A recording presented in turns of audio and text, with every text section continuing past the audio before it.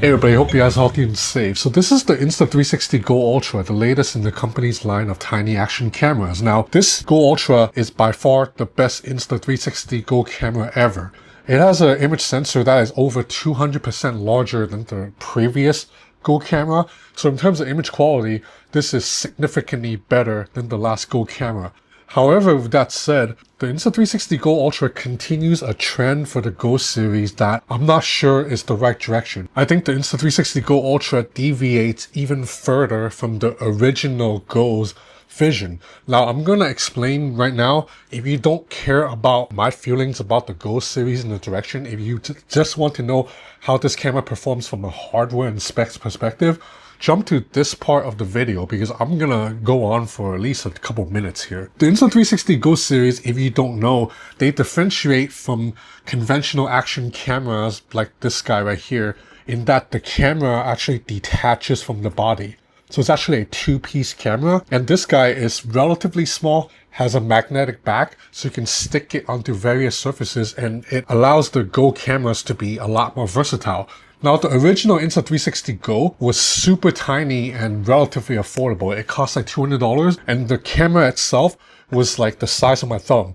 And even with the charging case, the whole package was like about the size of an AirPods. Like, I don't have the camera on me anymore, but the charging case was about like this size. So this was how big the first Insta360 Go was. The Insta360 Go 2 increased in size a little bit, but then I was okay with it because the case also gained more features. So this is a backpack that I bring outside with me almost every day. The first two Go cameras were so small, I kept in this little pocket in here because they basically didn't take up any space at all. So I could keep it in here full time.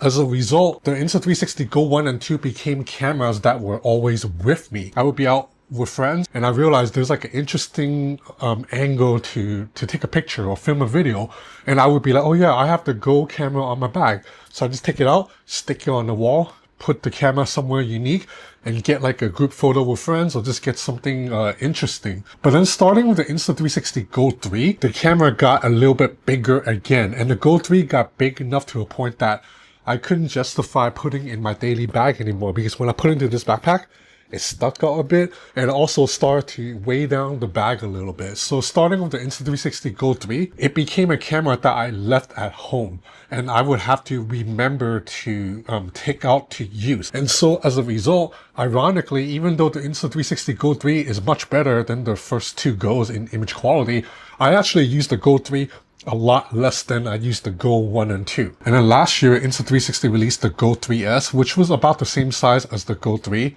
So it was fine. And then now comes the Go Ultra, which once again, it's a little bit bigger and heavier than the Insta360 Go 3S. So now this guy is big enough to a point that it is almost the same size as a conventional action camera. This is the Insta360 Ace Pro 2. It is excellent. But now the Go Ultra, it's almost the same size as this guy. And I am not sure it is a good decision for the Go cameras to get this close to the Ace Pro in size. The major factor that differentiated the Go cameras from a conventional action camera was its tiny, petite size. Like, you can justify sacrificing image quality a little bit if you have something that is so small that you can fit into the same pocket with your wallet and not bulge out. This is not the case anymore. This guy is now almost the same size as the Ace Pro 2. And once you get to that level, then if you care about image quality, you might as well use the Ace Pro 2 because it is still a little bit better. Like, the image quality is still a little bit better here, and the microphone, it's also a little bit better. I want to be clear, when I say the Go Ultra has gotten bigger, I'm talking in relative to previous Go cameras. If you don't look at it as just like a Go camera and compare this to any other thing that shoots photos and videos, then this guy is still super portable. And a detachable camera still makes it very versatile. Although, because of the increase in size, I would also argue the versatility has gone down a little bit too. So every Insta360 camera in the past has come with a suction accessories, something like this. So basically, you know, this is just something you just stick onto a wall or a window, and to get like a unique perspective, you can stick it onto a coffee shop window or just somewhere out on the street, stick it on a wall. And previously, this suction accessory worked really well. But then this year, I think maybe because this camera is heavier, the suction is not sticking as well as before now. There's been like 5 or 6 times now where I have put this onto a wall and it would just fall off. It's actually happened like at least 6 times. I have dropped this more than I have dropped the previous Insta360 Go cameras combined, because this suction accessory is apparently not strong enough for the weight of this camera. Now, again, I have to keep in mind, my complaint right now about like the camera falling off, it's only because of the suction accessory.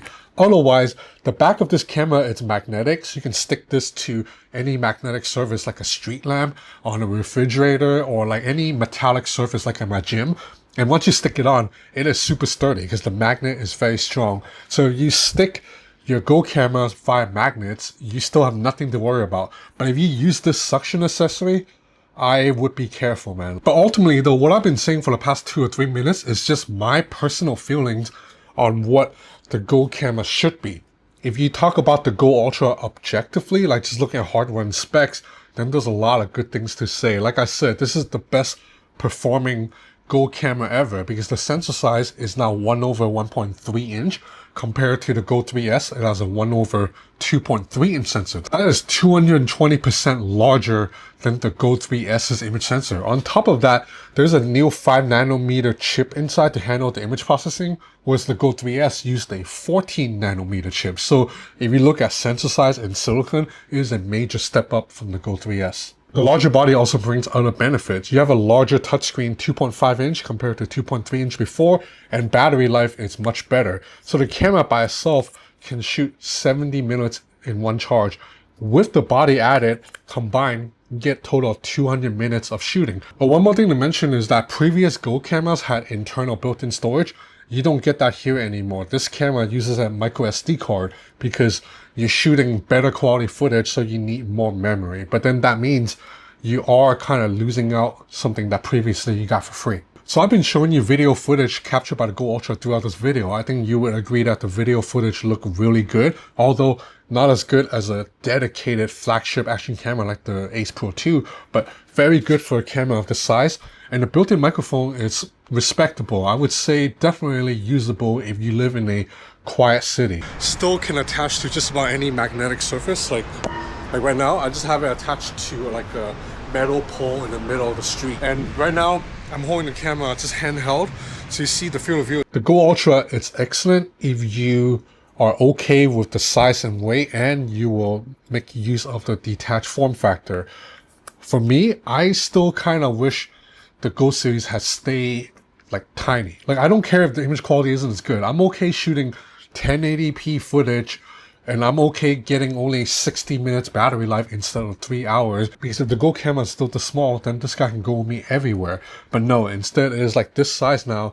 It's not going to go with me everywhere. It's going to sit on the same shelf with the Ace Pro 2 and the Insta360 X5. And honestly, if I open my shelf and I see all 3 of these guys here, I'm going to pick these 2 9 times out of 10 over the Go Ultra, because the Go Ultra's use case is a little bit more niche. This is my first review of an Insta360 video where I am not like completely like in love with the product. I hope Insta360 fanboys or PRs don't get upset with me, man, because I still love the X5. I still call this my absolute must-carry item when I travel. I'm just not sure of the direction of the Go Ultra. So yeah, that's all for this review. I hope you enjoyed this content. If you did, please consider subscribing to my channel. It would help me a lot. Thanks for watching.